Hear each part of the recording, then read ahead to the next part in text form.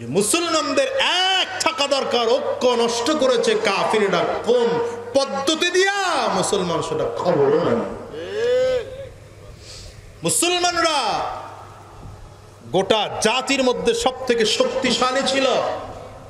এখন আমরা তাকায় তাকায় দেখি না আমেরিকার মতো দেশ চালাবো, ওই কথা কন না কেন? রাশিয়ার মতো দেশ চালাবো, চায়নার মতো হবে, ইন্ডিয়ার মতো হবে। আরে আমেরিকা যখন আবিষ্কারই হয় নাই, মুসলমানরা তখন গোটা বিশ্ব সিংহাসনে বসে শাসন করেছে। হাত উঁচা করে চিল্লায় বলেন ঠিক কি না? মুসলমানদের বাদশা ছিলেন পয়গম্বর সুলাইমান আলাইহিস সালাম, যিনি সিংহাসন নিয়ে আকাশে উড়েছেন। ফুয়েল লাগতো না, ইঞ্জিনের প্রয়োজন ছিল না, এমনকি কোন পাইলটের প্রয়োজনও ছিল না। ৭০,০০০ চেয়ার, এমন ৪ ডবল চেয়ার নিয়ে আকাশে উঠতেন। সুবহানাল্লাহ। করোনা হয়েছে নাকি? ভালো আছে। এই হলো আমাদের দেশের অবস্থা। এই জন্য বলি, গোটা কাফির আর মুশরিকরা যখন দেখেছে যে মুসলমানদের শক্তির মূল উৎস কোথায়, এই পয়েন্ট আমার এখানে, এই কথাগুলো মনোযোগ দিয়ে শুনবেন, আর কোনো কিছু না শুনলো এই জায়গাটা শুনবেন। কাফিররা যখন দেখছে মুসলমানদের শক্তির মূল উৎস কোথায়, ওরা খেয়াল করে দেখেছে মুসলমানদেরকে সব কিছু করা যায়, পৃথক করা যায় না, সময় মতো মুসলমান এক হয়ে যায়। এই কাফির ইংরেজরা এদের শাসন করতো, জানা আছে না আপনাদের? ইংরেজরা এদেশ থেকে গেছে, কিন্তু ওদের এজেন্ডা বাস্তবায়ন এখনো হচ্ছে। ইংরেজরা এদেশ থেকে যাওয়ার সময় সর্বপ্রথম তাদের কাজ ছিল, আমরা যাব ঠিক, কিন্তু গোটা মহাভারতের মুসলমানদেরকে ন্যাশনালিজমের স্লোগান দিয়া দিয়া পৃথক করে ফেলবো। প্রথম পৃথক। এখন মুসলমানরা শিখেছে ন্যাশনালিজম মানে কি? জাতীয়তাবাদ। ভাগ করে দেওয়া হয়েছে ভারতকে, ভাগ করে দেওয়া হলো পাকিস্তানকে, বাংলাদেশে। এই যুবক আমারটা হুন বেড়া, বাংলাদেশকে ভাগ করে পাকিস্তানের সাথে দেওয়া হলো। বহুত বলতে মনে চাইছে, পারি নাই, কিন্তু এখন আর না বলে পারছি না। আপনারা বহুত তকমা লাগাইছেন আর জোরে জোরে বলছেন হুজুররা স্বাধীনতা বিরোধী, কপাল পোড়া জাতি। এদেশের আলেমরা না থাকলে স্বাধীনতার স্বপ্ন কেউ দেখতে পারত না। দিল্লির শাহী জামে মসজিদ থেকে শাহ ওয়ালিউল্লাহ মুহাদ্দিস দেহলভী রহমাতুল্লাহ আলাইহি যখন ঘোষণা দিয়েছিলেন টোটাল মহাভারত দারুল হারব হয়েছে, যুদ্ধ করা প্রত্যেকজন মুসলমানদের জন্য ফরজ হয়েছে, তখনকার এক ফতোয়ার কারণে গোটা গোটা মহাভারতের মুসলমান এক হয়ে ইংরেজদের থেকে গোটা ভারত থেকে বিতাড়িত করেছে। ইতিহাস ভুলে গেছে না তো তাড়াতাড়ি। দেওয়া হলো 47-এ মুসলমানদেরকে বাংলাদেশকে পাকিস্তানের সাথে দেওয়া হয়েছে। আচ্ছা, ভৌগোলিকভাবে বাংলাদেশটা পাকিস্তানের সাথে যায়? কথাই কয় না এরা, কি এক জাতি লয়ে বলল। ভৌগোলিকভাবে আমরা ভারতের পেটের মধ্যে নাকি? ইতিহাসগুলো কেউ বলেও নাই, আপনারা জানেনও না, শুনতেও চান নাই। পাকিস্তান থেকে এখানে পূর্ব পাকিস্তান অথবা পূর্ব বাংলা, এটাকে মাঝখানে পুরো ভারত রেখে আমাদেরকে কেন তাদের সাথে দেওয়া হলো? আমার প্রথম প্রশ্ন, এটা জানেন কেউ?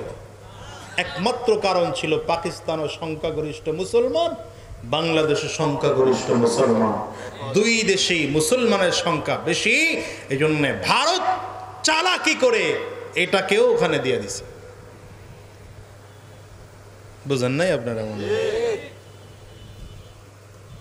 পরবর্তীতে আমরা স্বাধীনতা যুদ্ধ করলাম, পাকিস্তানের তখনকার ক্ষমতাসীন মানুষেরা আমাদের উপরে অত্যাচার করেছে, নিপীড়ন করেছে। একই দেশের মানুষ হওয়ার পরেও আমাদেরকে তারা মূল্যায়ন করেনি।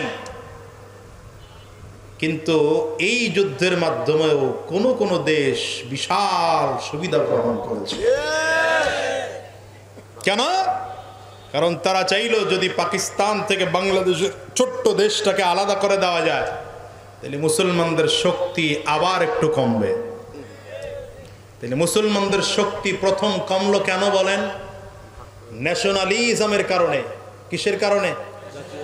করে তাকাই রয়েছে, মনে হয় যেন আসমান থেকে কথা কইতেছে।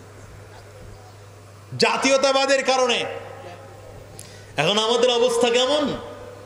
আমাদের অবস্থা হলো পাকিস্তানের কোনো মানুষ যদি, কোনো মুসলমান যদি নির্যাতিত হয়, আমরা বাংলাদেশ থেকে বলি ওটা পাকিস্তানের আভ্যন্তরীণ বিষয়, বাংলাদেশের মানুষের প্রয়োজন নেই। কি কথা কান না কেন? ভারতে যদি মুসলমানরা নির্যাতিত হয় আমাদের দেশ থেকে, বিগত দিনে বলা হয়েছে এটা ভারতের আভ্যন্তরীণ বিষয়, সেখানে আমাদের কিছু করার নাই। কি আপনারা কি বলেন? ভারত আর পাকিস্তান কেন, গোটা বিশ্বের কোনো মুসলমান যদি নির্যাতিত হয় আমরা কি এই উত্তর দেব সেটা তাদের আভ্যন্তরীণ বিষয় না সেটা মুসলমানদের সকলের বিষয়? নবীজি আগেই বলেছেন আল মুসলিম কুল্লুহুম কাজাসাদিন ওয়াহিদ, গোটা মুসলিম জাতি একটা দেহের মতো। ইনিশতাকা আইনুহু ইশতাকা রাসুহু ওয়া ইনিশতাকা রাসুহু ইশতাকা কুল্লু। নবী আমার বলেন গোটা মুসলিম জাতি একটা বডির মতো, দেহের মতো। দেহের যদি চোখ ব্যথা পেয়ে যায় তাহলে গোটা শরীরটা এই চোখকে সহযোগিতার জন্য এগিয়ে আসে। কথা বলেন না? আমি মাঝে মাঝে উদাহরণ দেওয়ার জন্য বলি, নবীজির হাদিসটাকে বোঝানোর জন্য বলি যে আপনার ডান হাতের এই শাহাদাত আঙ্গুলিটা মনে করেন কোনোভাবে পোস্ট লেগে কেটে গেছে, এই আঙ্গুলের রক্ত থামানোর জন্য বাম হাত দিয়ে চেপে ধরেন না? ধরেন না? কথা কয় না কারা? চেপে ধরেন না? ধরেন না? চেপে ধরছেন। আচ্ছা, এই পর্যন্তই শেষ না সামনে আরো পদক্ষেপ নিলেন? আমাকে বলেন তো, কাটলো আপনার ডান হাতের আঙ্গুল, বাম হাত দিয়ে চেপে ধরলেন কেন? রক্ত বন্ধ করবেন, ভালো কথা। বাম হাতের হলো কি? কাটছে আপনার ডান হাতের আঙ্গুল, বাম হাতের কি হয়েছে? কি কয় বাজান? কি কয়? না, বাম হাতের তো ব্যথা হয় নাই।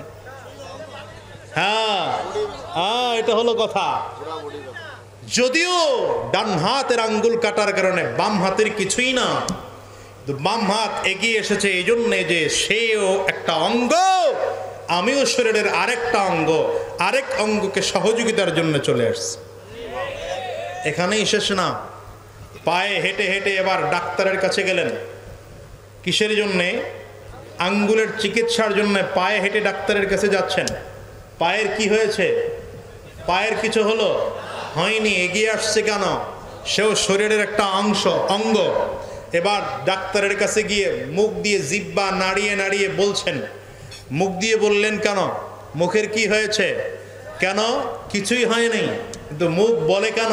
সেও শরীরের একটা অঙ্গ। এবার ডাক্তার আপনাকে প্রেসক্রিপশন লিখেছে, চোখ দিয়ে প্রেসক্রিপশন দেখতেছেন, সেটাকে নিয়ে আবার গেলেন ফার্মেসিতে। চোখের কি হলো? চোখ কিছুই হয়নি, কিন্তু চোখ সহযোগিতা করতেছে। এ হাতও যেমন অঙ্গ, আমি চোখও তেমন অঙ্গ। এবার এটাকে হাতে নিয়ে নিয়ে আবার ট্যাবলেটগুলো খাচ্ছেন, ইঞ্জেকশনের প্রয়োজন হলে ইঞ্জেকশন নিচ্ছেন। এতগুলো কাজ একটা অঙ্গকে বাঁচানোর জন্যে। পা এগিয়ে আসলো অঙ্গ বাঁচানোর জন্যে, এই চোখ এগিয়ে আসলো একটা অঙ্গ বাঁচানোর জন্যে, আরেক হাত এগিয়ে আসলো, গোটা শরীরটা এগিয়ে আসলো। হ্যাঁ, ঠিক তেমন আমি তো মনে করি গোটা বিশ্বের মুসলমানদের অবস্থা এমন হওয়া দরকার। শুধু বাংলাদেশ নয়, ভারতেও কোনো মুসলমান যদি নির্যাতিত হয়, পাকিস্তানেও কোনো মুসলমান যদি নির্যাতিত হয়, আরব দেশেও কোনো মুসলমান যদি নির্যাতিত হয়, জাপান, জার্মান, চাইনিজ কি করে হাঁটাতে হয়। চেষ্টা তো আপনারা কম করেন না, কিন্তু পারছে পারেন না, গেলে ভিডিও ভিডিও আম করে ঘরে উঠেছে, মসজিদ দিয়ে বিশ্বা ফলাইছে হুজুর করে। কথা কন না কেন? কিন্তু দেখেন ছোট ছোট বাচ্চাগুলো, আমি যখন রাস্তা দিয়ে চলি মাঝখানে ওরা ট্রাফিকের দায়িত্ব পালন করেছে। আল্লাহু আকবার, আশ্চর্য হয়ে গেছি। এই ছোট ছোট বাচ্চা যারা এত এত আদর আপ্যায়নে বড় হয়েছে যে মা খানা খাওয়ায় দেয়। অনেক বাচ্চা এমন আছে যাদেরকে মা খানা খাওয়ায় দিছে, স্কুল ড্রেস মা পরায় দিছে, ওর মা কি বলে গোসল করায় দিছে, বাবা হাত ধরে স্কুলে দিয়ে আসছে। আজকে সেই ছেলে রাস্তায় ময়লা ধুলা খাইতেছে আর রাস্তা ঠিক করতেছে আর মানুষের ট্রাফিকের দায়িত্ব পালন করতেছে। ছাত্রদেরকে সালাম জানাই, তোমরা এদেশকে পরিবর্তন করে শিখিয়েছ। আমরা মনে করতাম ছাত্ররা মনে হয় এদেশের নতুন প্রজন্ম নিয়ে ভয় ছিলাম, বিশেষ করে আমি নতুন প্রজন্ম নিয়ে ভয় ছিলাম, যেটা মনে হয় নতুন প্রজন্মে ইন্টারনেট পেয়ে আর নতুন এই গান ফান গুগল হোয়াটসঅ্যাপ ভাইবার কি আছে না, এগুলো পেয়ে বুঝি নতুন প্রজন্ম ধ্বংস হয়ে যাচ্ছে। কিন্তু দেখি না, নতুন প্রজন্মের মধ্যে ঈমানের আগুন আছে। আমাদের নতুন প্রজন্মের মধ্যে ইসলামের আগুন রয়েছে, নতুন প্রজন্মের মধ্যে কোরআনের আগুন রয়েছে, নতুন প্রজন্মের মধ্যে ইসলাম ও মুসলমান ঈমানের আগুন রয়েছে। প্রয়োজন হলে তারা ঈমানের আগুন জ্বালাতে পারে, কোরআনের আগুন জ্বালাতে পারে, বাতিলকে তসতাস করে রাতে রাতে পালাতে বাধ্য করতে পারে।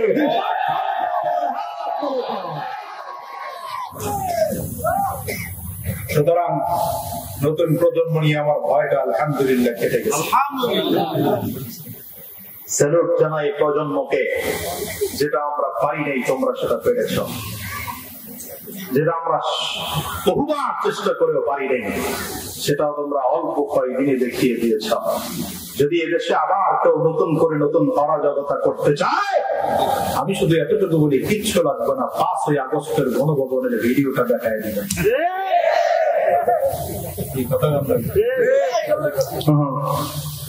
নতুন বলে কারা কারা দল টল তৈরি করে করে অনেক দলে দলে বিভিন্ন কায়া পাল্টায় আসে,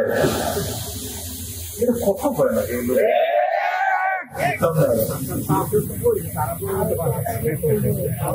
পোশাক পাল্টায়,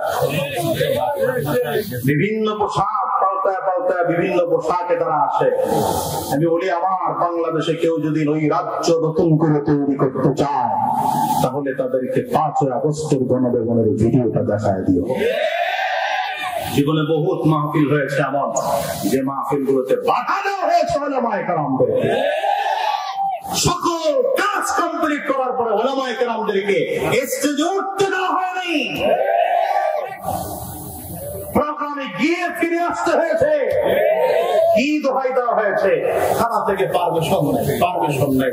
অথচ গণতান্ত্রিক দেশের আইন হলো এটা, কোন সভা সেমিনার ইসলামিক সিম্পোজিয়াম প্রোগ্রামের জন্য কারো কাছ থেকে অনুমতি নিতে হবে না। ক্ষমতার পাওয়ার কি একটা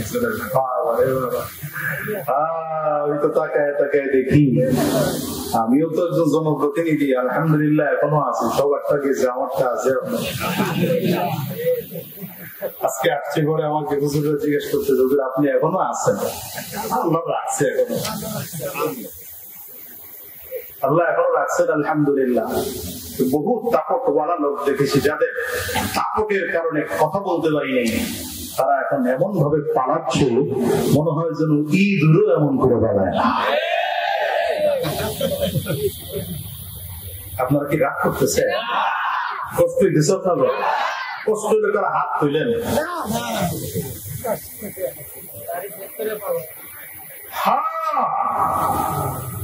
ওলামায়ে কেরামদের বিরুদ্ধে কথা বলার বহুত লোক ছিল দেশে। আল্লাহ তাআলা জাতিকে দেখিয়েছে, আলেমদের বিরোধিতা যে করবে, কোরআনের বিরোধিতা যে করবে, দ্বীনের বিরোধিতা যে করবে, রাতে রাতে দাড়ি কামায়া চুলগুলোরে কালার করা লুঙ্গি পরে বাঁচতে পারবে না। তাকবীর! শিক্ষা গ্রহণ করো, জাতি শিক্ষা গ্রহণ করো। এখন থেকে তাওবা করে ইসলামের কাছে আসো, কোরআনের কাছে আসো, দাড়িওয়ালার কাছে আসো, টুপিওয়ালাদের কাছে আসো। সামনে দাড়িওয়ালাদের বিরুদ্ধে কথা বলার সাহস দেখাবে না, টুপিওয়ালাদের বিরুদ্ধে কথা বলার সাহস দেখাবে না, ইসলামের বিরুদ্ধে কথা বলার সাহস দেখাবে না। যদি দেখাও, ফিরআউন, নমরুদ, সাদ্দাত, কারুন, শেখ হাসিনার মতো পরিস্থিতি হবে। তাকবীর! নারায়ে তাকবীর! আল্লাহু আকবার। ইসলামের শত্রুরা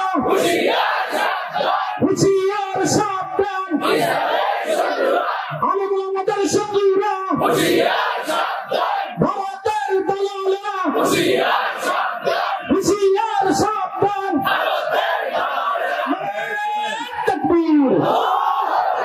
আমি তো আলহামদুলিল্লাহ স্বপ্ন দেখি আগামীর বাংলাদেশ হবে টুপিওয়ালাদের বাংলাদেশ। আমি স্বপ্ন দেখতে পাচ্ছি, আমার কাছে মনে হয় আগামীর বাংলাদেশ হবে দাড়িওয়ালাদের বাংলাদেশ। আগামীর বাংলাদেশ হবে পাক্কা সাচ্চা মুসলমানদের বাংলাদেশ।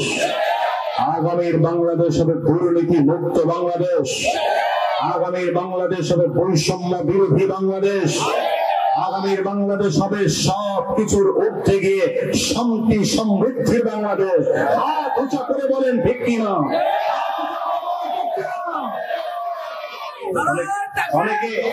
অনেকে মনে মনে বলতেছেন হুজুর আপনারা সংখ্যায় তো কম, কয়জনে ক্ষমতায় যাবেন? শোনেন, ওলামায়ে কেরাম কখনো ক্ষমতায় যাইতে চায় নাই, যাওয়ার স্বপ্ন ওলামায়ে কেরাম দেখে না। যদিও মনে করেন হুজুর এটা আপনারা, আপনি চেয়ারম্যান, আপনার বিশ্বাস চরমনের বিশ্বাস রাজনীতি করে, আবার খেলাফত মজলিস রাজনীতি করে, আল্লামা মামুনুল হক সাহেব রাজনীতি করে, অমুক অমুক রাজনীতি করে, তাহলে আপনারা কেন করেন? আমরা রাজনীতি ক্ষমতায় যাওয়ার জন্য করি না, আমরা ক্ষমতায় ইসলামকে নেওয়ার জন্য রাজনীতি করি। যারা এখন ক্ষমতায় আছে, ভবিষ্যতে যারা আসবে, তারা চালা শুধুমাত্র আমাদের আবদার হলো রাষ্ট্র চালাতে হবে ওলামায়ে কেরামদের পরামর্শ নিয়ে। মুসলমানদের বিরুদ্ধে কোন আইন দেশে বাস্তবায়ন করা এত আসতে, মুসলমানদের বিরুদ্ধে দেশে কোন ইসলামী আইন বাস্তবায়ন করা, মুসলমানদের বিরুদ্ধে কোন আইন বাস্তবায়ন করা, ইসলামের বিরুদ্ধে কোন আইন বাস্তবায়ন করা, কোরআনের বিরুদ্ধে কোন আইন বাস্তবায়ন করা। দাঁড়িয়ে দেখো মুসলমান,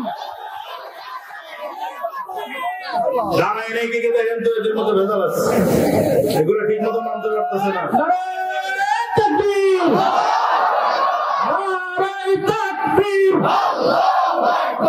আল্লাহু আকবার। মুসলমানের সামনে